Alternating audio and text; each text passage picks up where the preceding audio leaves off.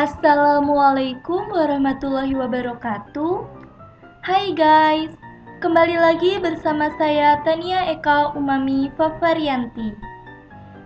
Kali ini kita telah sampai di lab 29 mengenai Enable SSH on Switch.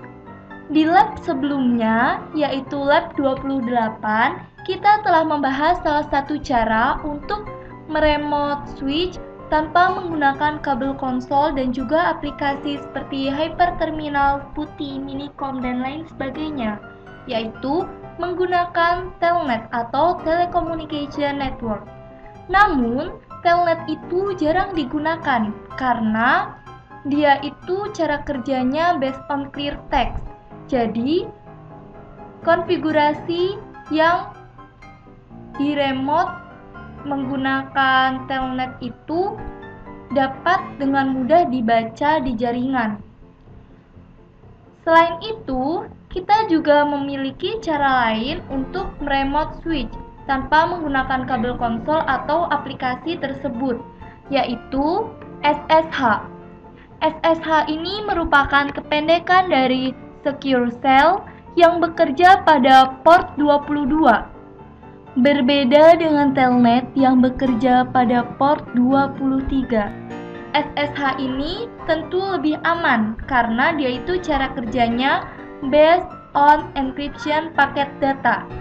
Jadi, paket data atau konfigurasi yang kita lakukan saat kita meremote switch menggunakan SSH ini itu akan dienkripsi sehingga tidak mudah terbaca di jaringan.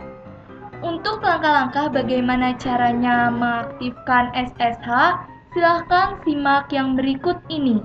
Pertama, kita buka dulu Cisco Packet Tracer Student-nya. Nah, di lab 29 ini, kita menggunakan topologi yang sama saat kita berada di lab 28.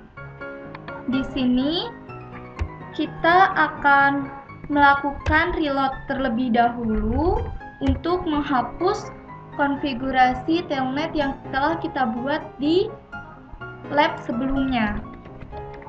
Kita reload, lalu kita tunggu.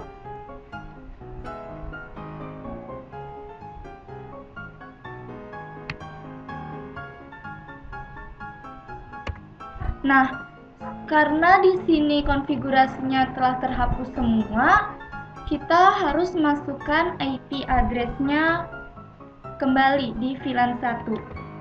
Kita masuk Global Configuration Mode. Setelah itu kita masuk ke interface VLAN 1 yang merupakan interface default dari switch ini. Setelah itu kita aktifkan VLAN 1-nya dengan perintah no shutdown. Baru setelah itu kita masukkan IP address-nya itu 192.168.11.1. Setelah itu subnet max-nya 255.255.255.0. Setelah itu kita exit. Sama seperti mengaktifkan telnet di SSH ini, kita juga perlu membuat username dan password yang digunakan nanti untuk saat kita login. Di sini kita akan membuat username-nya. Username-nya itu terserah. Saya akan menggunakan username-nya itu Cisco dengan password-nya itu al. Nah, setelah itu kita akan melakukan generate SSH. Nah, generate SSH ini yang akan dimasukkan ke klien supaya kita bisa meremote switch ini. Nah, untuk itu kita memerlukan domain name. Jadi, kita harus membuat domain name-nya itu terlebih dahulu. Di sini perintahnya itu IP domain name. Domain name-nya itu contohnya tafaf.net. Nah, setelah itu kita aktifkan generate SSH.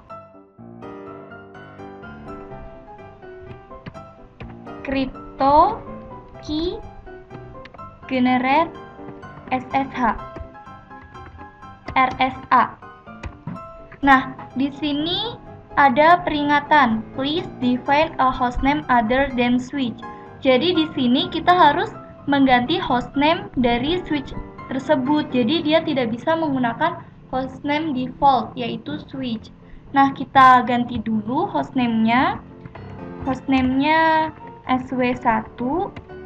Setelah itu kita gunakan perintah crypto key generate RSA.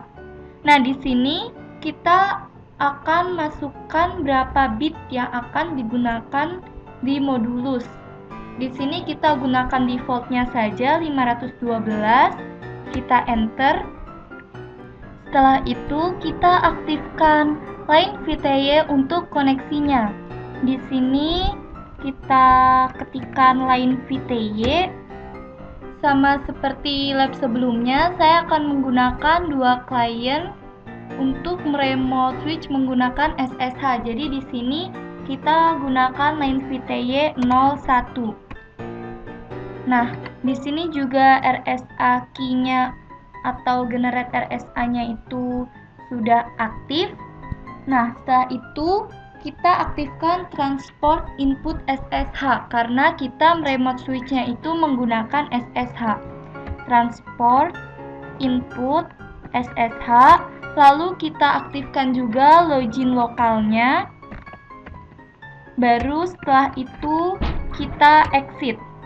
Kemudian kita akan mencoba meremote switch tersebut melalui klien. Di sini saya akan ke PC 0. Lalu untuk meremote switch menggunakan SSH ini perintahnya berbeda dengan menggunakan telnet.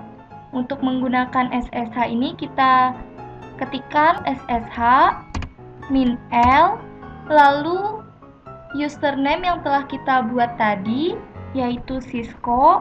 Baru setelah itu kita ketikkan IP address-nya yaitu 192.168.11.1. Nah, setelah itu kita masukkan password-nya. Kemudian kita akan mencoba untuk masuk ke privilege XC mode. Kita ketikkan enable. Nah, ternyata sama dengan telnet, saat kita akan masuk ke privilege XC mode, kita menggunakan password. Jadi, kita harus membuat password enable secret dulu di switch yang kita gunakan. Nah, di sini kita aktifkan dulu password enable secret-nya. Contohnya Tania. Setelah itu kita exit. Baru di sini kita akan mencoba lagi untuk masuk ke privilege XC mode. Kita ketikkan enable, lalu kita masukkan password dari enable secret yang telah kita buat. Nah, baru setelah itu kita bisa masuk ke privilege XC mode. Nah, lalu kita akan mencoba untuk masuk ke global configuration mode. Nah, di sini kita telah berhasil masuk ke global configuration mode.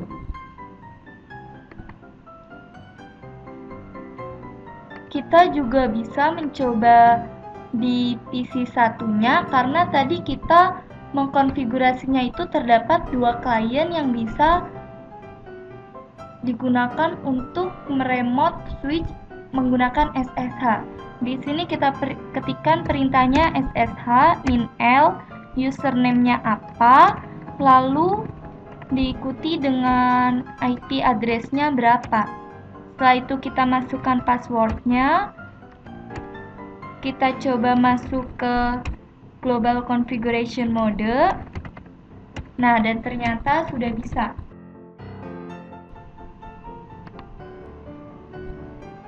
Nah, itulah penjelasan mengenai SSH dan tutorial bagaimana caranya mengaktifkan SSH untuk meremote switch. Itu berarti lab 29 telah selesai. Wassalamualaikum warahmatullahi wabarakatuh.